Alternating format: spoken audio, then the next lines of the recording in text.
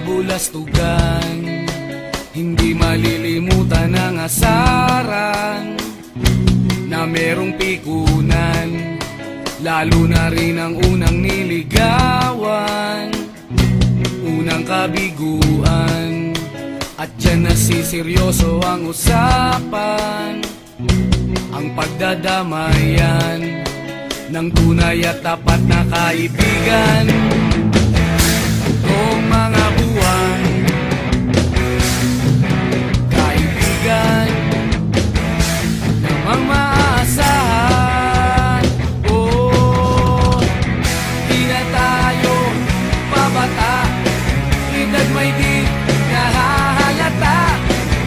Sa mga trip unti-unti na tayo nagsasawa. Pero kahit ganon, barkadang matatag hanggang sa ngayon. Minsan man magkita, tiyak may kwela, yan ang aking mga tropa.